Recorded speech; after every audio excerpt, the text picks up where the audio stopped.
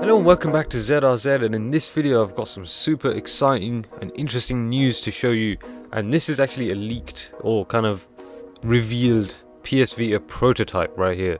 So you're looking at this thinking, what the hell is this? But this is actually what could have been the PlayStation Vita. So as you can see right here, this is an image of the PS Vita, and it's obviously just a screen, but boom, it was pretty much a PS Vita Go, this prototype, as you can see. So it's basically based off of the PSP Go design, but then mixed in with the PS Vita. So it's got the dual analog sticks, as you can see. So you slide up the screen, it reveals the controls of the console. So we have two analog sticks. They look like flat ones, so they're not like the current PS Vita, which has a kind of angle to it. So they do look like flat ones, like PSP Go and PSP, but there is two of them. And then there's white D-pad and PlayStation buttons and start and select and all that. It looks pretty damn cool. Looks like a really cool prototype. As you can see right there at the bottom, there's like this lump sticking out of the console, and that I'm guessing is only there because it was a prototype. And in this lump right here, there's some extra features that we haven't seen on the PS Vita, along with a bunch of others which I'll get into in a second. So right here you'll see in this image that proves that this is a prototype. It says this is not for resale and it should be returned to Sony Computer Entertainment and all that. So whoever's got this right now has to give it back to them right now. But the person who has this is Assembler Games, I believe. There's a link in the description to the actual video of his showing this handheld. He actually has it.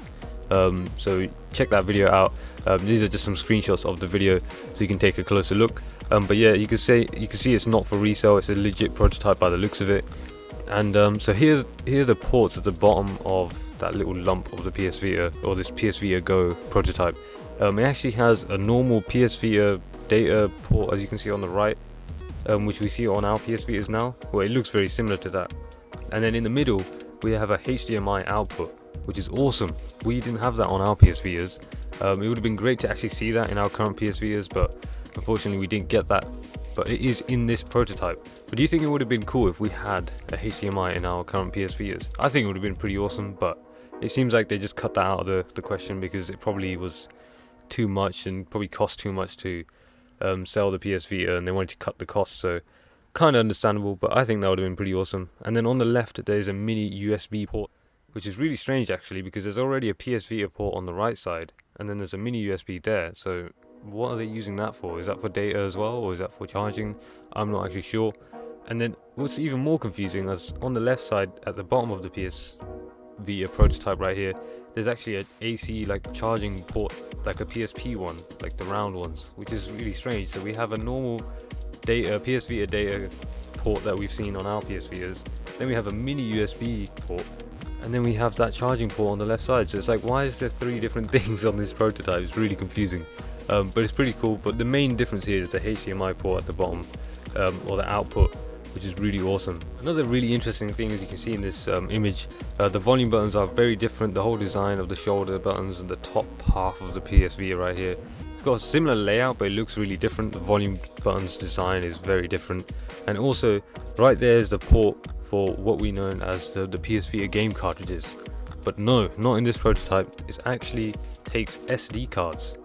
But Sony for some reason decided to go for their proprietary game cartridges and proprietary micro, what were they, those PS Vita memory cards, whatever they were called, I can't remember, but they were a rip-off, and SD cards would have been so much easier and probably cheaper for us as well. So I really don't know why they went for that, why they didn't go for that. But this prototype seemed to be taking actual SD cards instead of PS Vita game cartridges, which is pretty damn cool as well.